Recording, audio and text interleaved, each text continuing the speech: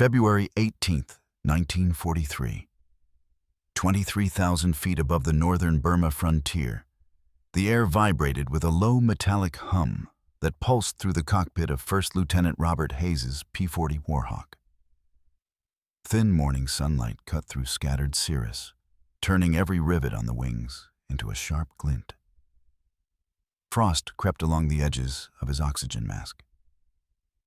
The canopy rattled each time the Warhawk hit a pocket of turbulent air rolling off the Himalayan foothills.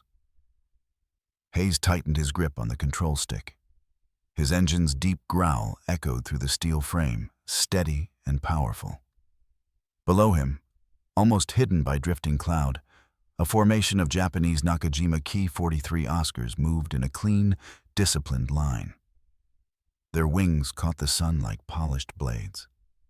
The lead aircraft's propeller wash shimmered faintly, marking the squadron's path toward the supply columns moving along the Lido Road. Hayes did not speak. His breath was slow and controlled. He focused on the enemy silhouettes gliding beneath him. Behind him, spaced with surgical precision, two more Warhawks from the 51st Fighter Group held formation, engines rumbling as they waited for Hayes to commit. A faint crackle filled his headset as Captain Earl Davidson's voice came through, calm and sharp. "Red Leader, targets confirmed. Range closing fast." Hayes exhaled once. The wind pressed against the canopy, whispering against the metal skin of the aircraft. He eased the nose over the first few degrees and felt gravity begin to take hold. The altimeter needle dipped.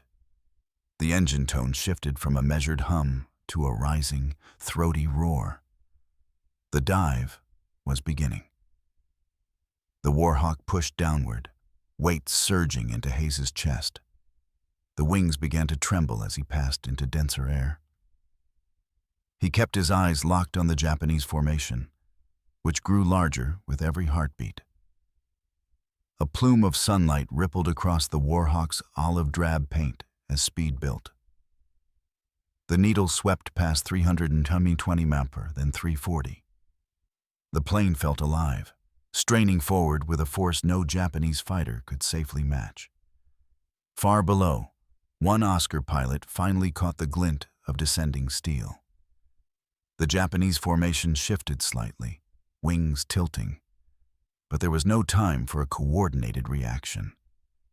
Hayes's Warhawk fell like a hammer. He pressed the trigger. The nose guns erupted in a harsh, vibrating clatter that shook the entire airframe. Tracer rounds streamed downward in stiff, glowing lines. The first burst slashed through the trailing Oscar's right wing root. Fragments spiraled away. Smoke flared as the Japanese fighter rolled violently, trailing a twisting ribbon of flame. Hayes roared past the formation, the sudden pressure of high-speed airflow slamming him back into his seat. The wind screamed along the canopy rails. His vision narrowed as G-forces stacked across his ribs. He fought the instinct to pull up too early. The Warhawk wanted room, space to ride the dive until its energy peaked. Below him, the jungle canopy spun into a dark green blur. Behind Hayes, Davidson and Lieutenant Carl Remington entered their dives with perfect timing. Their Warhawks streaked through the formation just seconds apart. Gunfire tore across the sky. Another Oscar peeled away in smoke, dropping toward the tree line in a slow, spiraling fall. Hayes leveled out barely 2,000 feet above the jungle. The sudden stillness after the dive felt unreal. The air was warmer, thicker, full of drifting haze rising from the endless forest. He slammed the throttle forward and climbed in a shallow arc, allowing the Warhawk to convert its remaining speed into altitude. Behind him, the Japanese formation scattered. The surviving Oscars tried to swing around for pursuit, but the ones that turned too sharply lost precious speed. Those who attempted to dive after the Warhawks hesitated, knowing what lay beyond their safe limits. Their aircraft could not follow Hayes's group into a near-vertical plunge without risking catastrophic structural failure. Hayes banked left and climbed hard, Sweat trickled down his forehead as the G-forces pressed into his spine. He scanned the sky for his wingmen. Davidson's Warhawk emerged through a patch of thin cloud, engine roaring steadily. Remington followed seconds later, pulling into position. The sky quieted. The enemy formation was broken. The Warhawks still held the advantage. Hayes steadied his breathing. They would circle once and strike again. They would circle once and strike again. But the sky above Burma had not always tilted in their favor. Only a year earlier, pilots flying this same aircraft felt something entirely different when they faced the Japanese. They felt dread. In the early months of the Pacific War, the P-40 Warhawk carried a reputation that clung to it like dust on an airstrip. It was rugged, tough, and well-armed. But pilots across the Pacific muttered the same complaint. It could not turn with the Mitsubishi A6M0. It could not climb with it. It could not match its tight radius or its feather-light controls. At low speeds, the Zero pivoted through the sky with the grace of a bird. The Warhawk responded like a brick dragged through water. The first men to encounter this imbalance saw it in the worst possible way. In the Philippines and over the Java Sea, young American pilots pushed their engines hard to outmaneuver their attackers, only to watch Zeros slip behind them with effortless motion. Pilots later described it as a feeling of being hunted inside the sky, trapped by an enemy that seemed to bend the laws of physics.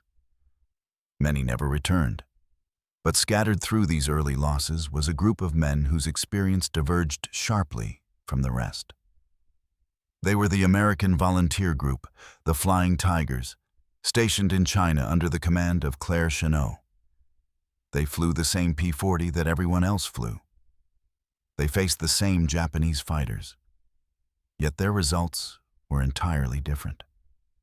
At dusty airstrips in Kunming and Liangshan, the Tigers gathered each evening around fuel drums and ammunition crates, while Chennault lectured them under the fading daylight. His voice was steady, shaped by years of facing Japanese tactics during his advisory work in China. He warned them that in a turning fight, they would lose.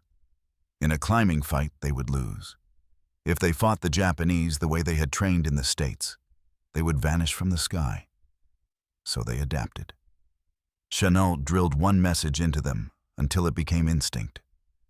The P-40 was fast in a dive, faster than any Japanese fighter, faster than the Zero could safely follow. The Warhawk's engine, a liquid-cooled Allison V1710, could push the aircraft into high-speed plunges that stretched past the structural limits of its opponent. The Zero, with its light frame and minimal reinforcement, would tear itself apart if it tried the same maneuver. This was the key. Captain Arvid Olsen, one of the early Tiger flight leaders, was among the first to test it in combat.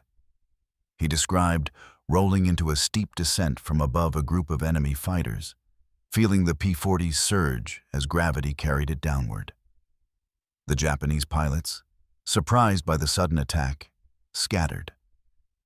Those who tried to follow found their controls stiffening and their wings trembling. They backed off or risked catastrophic failure.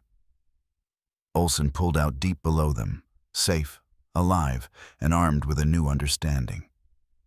The tactics spread quickly. Tiger pilots refined it with each mission, launching themselves from high altitude, tearing through Japanese formations, then plunging away before the enemy could react. They struck like hawks diving on prey, climbing afterward only when the sky was clear behind them. Their training evolved around this single advantage. Patrols always sought altitude first. Energy was life. Speed was survival. American pilots arriving in theater later would study these lessons with urgency. Men like Hayes grew up on stories of these early successes. They read combat reports describing how Tigers in worn P-40s had broken apart formations of Ki 43s and Zeros over Yunnan. They memorized the simple truth at the center of Chennault's doctrine. Never turn with the Japanese. Never climb with them.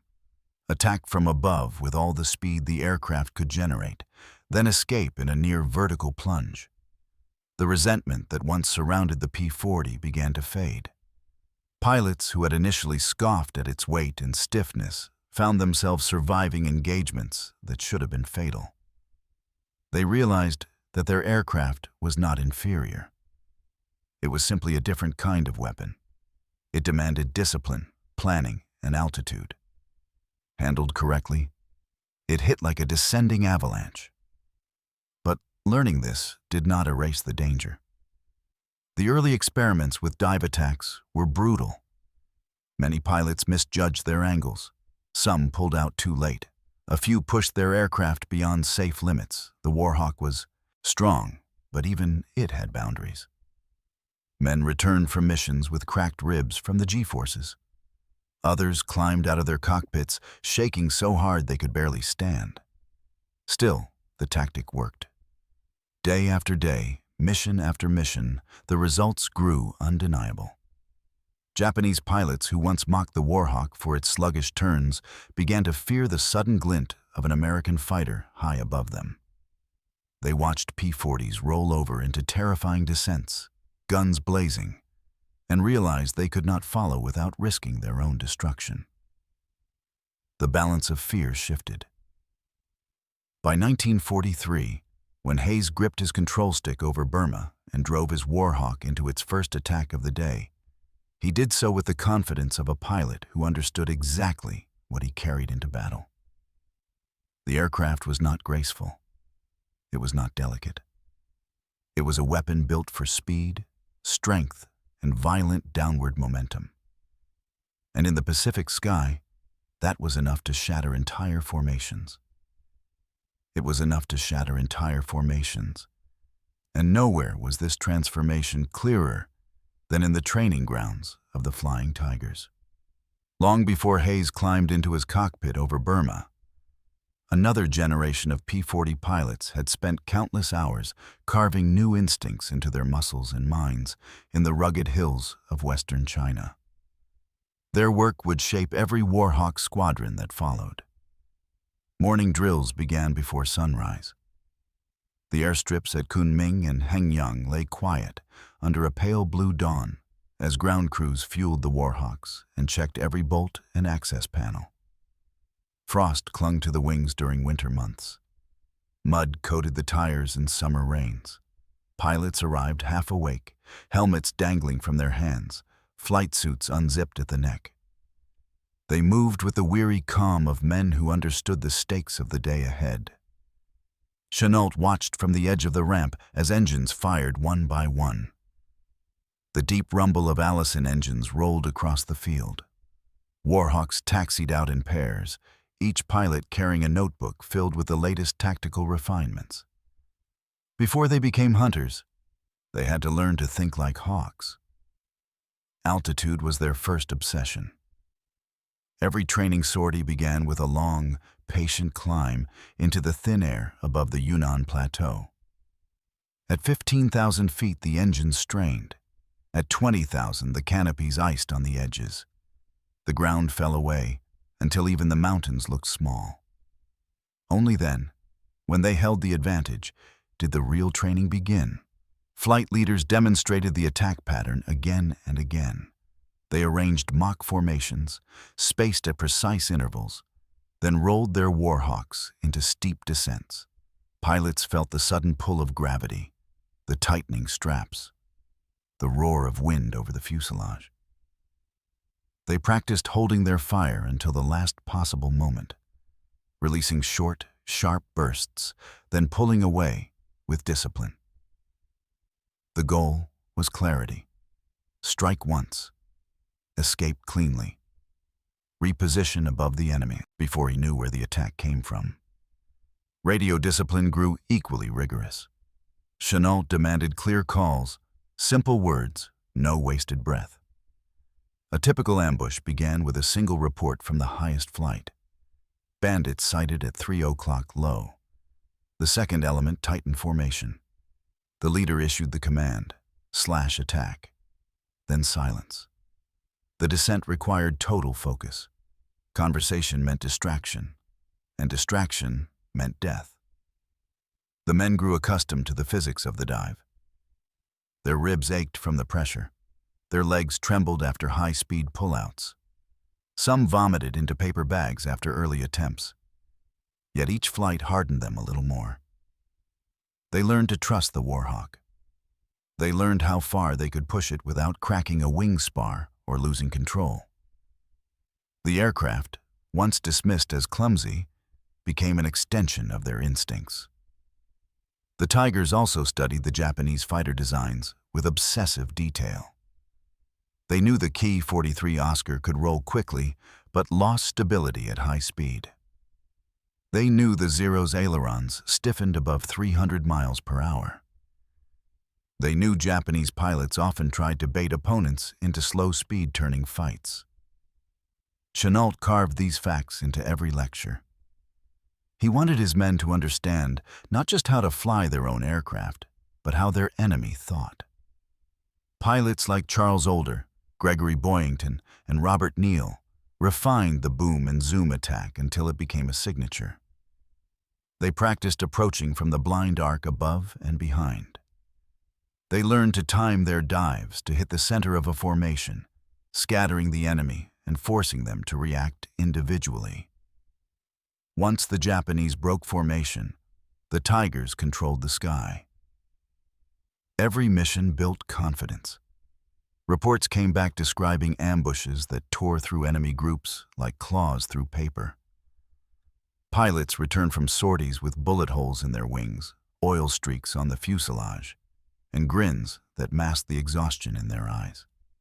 They had survived another day. They had proven that the Warhawk, flown with speed and discipline, could challenge the very fighters that once dominated the Pacific. The transformation spread beyond China, as American squadrons deployed across Burma, India, and New Guinea. New pilots devoured the lessons written by the Tigers. They memorized attack diagrams and cockpit notes. They practiced the steep roll into the dive until it became instinct. They carried the doctrine into every combat zone where Japanese aircraft roamed. With each passing month, the P-40 evolved from an underdog into a predator. Enemy pilots who once mocked its limitations now feared the sudden whistle of a diving Warhawk. They understood that a single mistake in the vertical plane could be fatal. They learned to watch the sunlit sky above them with growing anxiety, knowing that American fighters had mastered a tactic Japanese aircraft simply could not match. By the time Hayes entered the war, this doctrine was fully mature. He had studied it in training. He had repeated it in practice flights. Now, he executed it in real combat, drawing on a legacy crafted by the Tigers in the mountains of China. And as he climbed again through Burma's humid sky, looking for altitude to begin his next strike, he felt that legacy settling around him like armor. He and his squadron were ready for the second attack. They were ready for the second attack, and the sky over Burma demanded nothing less. The region was a crucible of heat, humidity, and relentless motion, where American ground units pushed through jungle valleys while Japanese forces maneuvered to cut supply lines. Air superiority meant survival for the men crawling along the Lido Road and the rivers that fed it. Every Warhawk sortie mattered. Hayes leveled his P-40 at 16,000 feet, sweat running into his eyes despite the cool oxygen flow. The air smelled faintly of engine oil and burnt cordite from the guns. Below him, the jungle canopy spread endlessly, a heaving expanse of green broken only by winding rivers and the thin dust trails of marching columns. The Japanese fighters he had scattered minutes earlier were regrouping, climbing slowly, attempting to rebuild formation cohesion. Davidson's voice came through the radio, steady as ever. "Red leader, I have eyes on 3 stragglers trailing north by northwest." Hayes scanned the sky. Across the haze he spotted tiny silver flecks flashing in the sunlight, Key 43. Oscars, their wings rocking in shallow banks as they searched for their attackers. He pushed the throttle forward and angled slightly left, giving his wingmen a clean path to form up beside him. They closed ranks with practiced precision. The Warhawks climbed another 1,000 feet. Hayes felt the engine strain, the propeller biting into thinner air. He eased back on the stick, watching the altimeter creep upward. The key to the tactic was patience. Altitude equaled energy. Without enough height above the enemy, they would strike weakly, their dives too shallow to guarantee both impact and escape. At 18,000 feet, he leveled off. The air thinned into a crisp silence broken only by the steady vibration of the engine. The Japanese fighters remained far below, unaware that the second blow was already forming high above them. Hayes tightened his gloves, steadied his breath, and dipped his left wing just enough for Davidson and Remington to see his signal. Prepare to dive. No more words were needed. He rolled into position, placing the enemy flight at the center of his gun sight circle. The world slowed. A faint tremor passed through the Warhawk's frame as he nudged the nose downward. The dive began as a whisper, then turned into a roar. Wind hammered the canopy.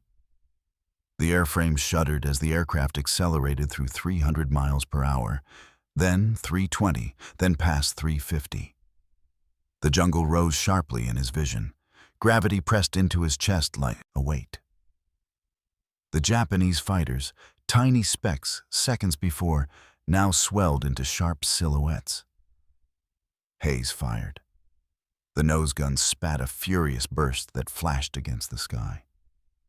His tracers crossed the distance in an instant, stitching the lead Oscar's fuselage. The enemy aircraft lurched sideways. A panel tore off the wing and cartwheeled through the air. Hayes roared past, the Oscar falling away behind him in a plume of smoke. Davidson struck next. His P-40 slashed through the formation with a burst that ripped the tail from the second Oscar. The Japanese pilot bailed out, his parachute snapping open as the crippled aircraft spiraled toward the jungle below. Remington's dive carried him past the third fighter. His shots grazed the Oscar's fuselage, shredding fabric and aluminum, forcing the pilot to peel away. The enemy aircraft fled low and west, trailing a thin ribbon of smoke. The Warhawks plunged through their escape arcs, leveling out barely above the treetops. Hayes felt the heat rise sharply, the thick Burma air hammering his cockpit. He pulled gently into a shallow climb, letting the Warhawk ride the energy from the dive. His breathing steadied. His pulse slowed just enough to feel the exhaustion tug at the edges of his focus. Above and behind, the sky was a fractured scene of scattered enemy fighters. The Japanese formation that had moved confidently toward the Lido Road was now shredded. Several aircraft were falling, others were fleeing. Only a handful remained high enough to pose any threat. Hayes climbed back to rejoin his men. Davidson pulled into formation on his right, then Remington on his left. Their aircraft bore fresh scars. Davidson's left wing showed a line of bullet holes. Remington's tail wiggled slightly, stabilizer damaged but still responsive. None of them spoke. They didn't need to. The mission was not over. Off the distant horizon, another group of Japanese aircraft approached. Larger silhouettes, slower. Hayes narrowed his eyes and steadied the Warhawk. Ki-48 bombers, escorted by fighters climbing to meet them. The enemy was pressing the attack again, determined to strike the Allied supply lines. Hayes inhaled, cold oxygen burning his throat. His men tightened formation, 3 Warhawks turning as one to intercept the incoming threat. They climbed for altitude once more. They climbed for altitude once more, engines straining against the thick tropical air as the new formation drew closer. The P-48 bombers advanced in a steady line, their twin engines pulsing through the sky like slow, deliberate drums. A screen of P-43 Oscars wove ahead of them, guardians poised to strike at any American fighters reckless enough to charge in from level flight. It was a layered, disciplined formation, the kind that could cut deep into Allied supply routes if left unchallenged.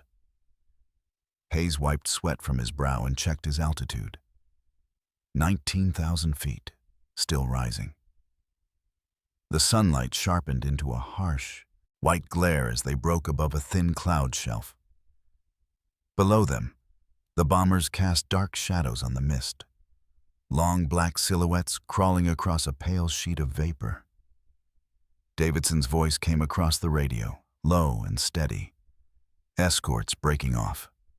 Looks like 5 fighters heading to intercept.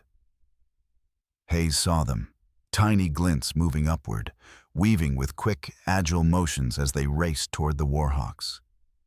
The Oscars climbed aggressively, but their ascent was narrow and predictable. Hayes angled the formation slightly right, drawing the Japanese fighters into a longer climb, forcing them to burn precious energy. "Hold altitude," he said calmly. "Let them come." The Japanese pilots pushed their engines hard. Hayes could almost feel their determination, their eagerness to close the distance. The fighters aimed directly for the Warhawks, hoping to catch them before they could roll into another dive. But the climb cost them dearly. Their speed bled away. Their angle steepened. Their formation began to stretch thin. Hayes waited until the lead Oscar reached its critical point. Nose rising just a hair too high, wings wobbling slightly from low airflow. A perfect moment. Slash attack. He rolled his P-40 onto its side and dropped the nose sharply. The world snapped downward in a blur of sunlit cloud. Gravity seized him. The wind roared. The Warhawk surged into its element once again. The lead Oscar passed beneath him, struggling to level out. Hayes lined up his shot with the precision of a man who had repeated the maneuver 1,000 times in training. His gun spat fire, and the Japanese fighter exploded into debris that scattered through the sky like burning leaves. Davidson dived next, cutting across the second fighter's tail with a burst that shredded its rudder. The Oscar spiraled downward in a helpless tumble. Remington streaked through the third, clipping its wing root and sending it veering left in a trail of smoke. The remaining Japanese fighters broke instantly, scattering in desperate evasive arcs. But the Warhawks were already past them, too fast to follow, too steep to counter. Hayes pulled out barely above the clouds, chest tight under the sudden G-force. His ribs throbbed. His breathing came in hard, controlled bursts through his mask. Climbing again, the Warhawks arced into position above the bomber formation. The P-48s held their line, engines humming with steady determination. Their gunners scanned the sky, weapons glinting in the sun. Hayes tightened his formation and rolled gently left to begin their strike. "Stay spread," he said. "Hit them fast and pull through." He dropped the nose and aimed for the lead bomber. His aircraft sliced into the formation from above like a blade. Tracers tore through the bomber's canopy. The P-48 jerked violently as its left engine burst into flames. It rolled onto its side and fell in a smoking spiral. Davidson shredded the wing of the next bomber. Remington hit a third, tearing open the side fuselage. The bomber staggered before exploding in a fireball that lit the clouds with a sudden orange bloom. Gunfire erupted from the surviving bombers as their gunners fired wildly into the sky. Rounds whipped past Hayes's canopy. One cracked into his right wing, punching a clean hole through the metal. He felt the Warhawks shudder but hold. The Japanese formation was collapsing. Fighters tried to regroup, but their energy was gone. Their climbs were sluggish. Their turns lacked bite. They watched helplessly as the Warhawks pulled out of their dives, regrouped, and climbed again for yet another pass. Hayes steadied his breathing and angled upward. The air thinned. The engine groaned. His muscles trembled from exhaustion. Yet he pushed the aircraft higher, gathering the altitude needed for the third strike. Below him, the bombers drifted in broken, uneven lines. Smoke trailed from burning engines. The escorts fluttered around them like wounded birds, struggling to form any kind of defensive screen. Hayes swung his Warhawk around and looked down through the canopy. The entire battlefield lay beneath him. Sunlit clouds, wounded bombers, scattered fighters, the echoes of battle drifting through the sky. He could feel the turning point. The moment where control shifted fully to the American pilots who had mastered the vertical fight. This next dive would end it. This next dive would end it. And Hayes felt the weight of that truth settle into his chest as he banked the Warhawk into position. Below him, the last intact Ki-48s pushed forward with grim persistence, their formation ragged but still advancing toward Allied ground units. The surviving escorts hovered weakly at their flanks, their earlier aggression drained by successive failed climbs and punishing dives. The enemy pilots were skilled, disciplined, and unafraid to die. But the laws of energy and altitude cared nothing for courage. Hayes steadied his aircraft at 20,000 feet, the Warhawk breathing hard through its wide nose intake. The jungle heat that clung to the lower altitudes faded into brittle cold. Frost crept along the edges of his canopy. His oxygen mask pressed tight against his face as he drew long, measured breaths. The world felt narrow, focused. Only the targets below mattered. Davidson slid into position at his right wingtip. Remington tightened formation to the left. Their aircraft bore the scars of the fight. Bullet holes, torn fabric, streaks of oil from overstressed engines. Yet they flew with the quiet resolve of men who had survived the worst and were ready for one final strike. Hayes opened his canopy vent. A rush of cold air blasted into the cockpit, waking his senses. He checked his guns, his fuel gauge, his control surfaces. Everything responded. The Warhawk was bruised but ready. He dipped his wing, giving the silent signal. Dive. The three P-40s rolled over in unison, their noses pointing toward the wounded enemy formation. Gravity clamped down hard as the dive steepened. The wind screamed along the fuselage, battering the canopy with a rising howl. The airframe trembled as the aircraft surged past 300 miles per hour, then 330, then 350. Hayes aimed directly for the center bomber. The Ki-48 loomed larger with each passing second, its dorsal gunner already firing blind bursts into the sky. Tracers whipped upward, glowing orange against the pale clouds. Hayes felt the rounds pass close, one snapping past his left wingtip like a flicked wire. Hold. Just a little more. He waited until the bomber filled most of his sight. Now. He squeezed the trigger. The Warhawk spat a torrent of fire. The rounds tore across the bomber's fuselage and into its wing root. Fuel ignited in a violent flash. The Ki-48's left wing detached in a clean, catastrophic break. The aircraft flipped sideways and tumbled end over end, leaving a burning trail through the clouds. Davidson hit the next bomber moments later. His burst punctured the cockpit glass, shredding the controls. The Ki-48 slumped forward, nose dipping, smoke billowing from its shattered front section. Remington swept through the formation from the opposite angle. His tracers sliced through the third bomber's right engine, which erupted in a column of fire. The bomber pitched downward, trailing smoke like a falling comet. The remaining Japanese fighters, horrified and out of options, attempted a disorganized counterattack. One Oscar dove toward Hayes, guns blazing. Hayes pulled sharply to the right, feeling the wings groan under the G-load. He rolled back and lined up behind the enemy fighter.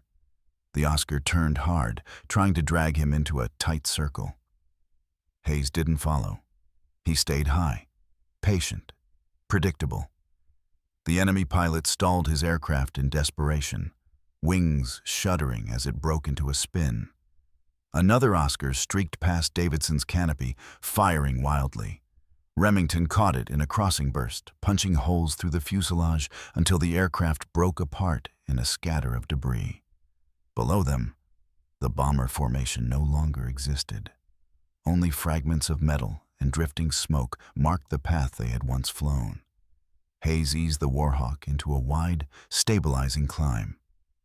His body ached from the strain. His lungs felt raw from cold oxygen.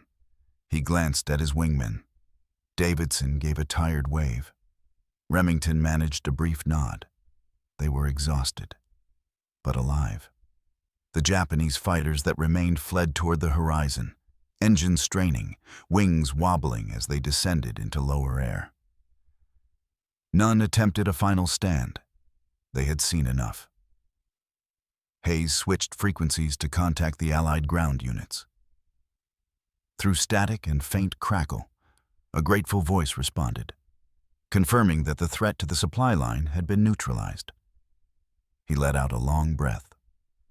The jungle spread beneath him once more, vast and shimmering under the afternoon sun. The heat returned as they dropped altitude, the cold air giving way to heavy humidity. The battle was over. The sky had quieted. As the Warhawks angled toward their base, Hayes glanced at the scars on his wings and the long column of smoke drifting far behind them. The P-40 Warhawk, the aircraft so many had mocked for its weight and stubborn controls, had once again proven what Chennault's men had discovered years earlier. In the vertical fight, flown with discipline and understanding, it was not the hunter's prey, it was the hunter.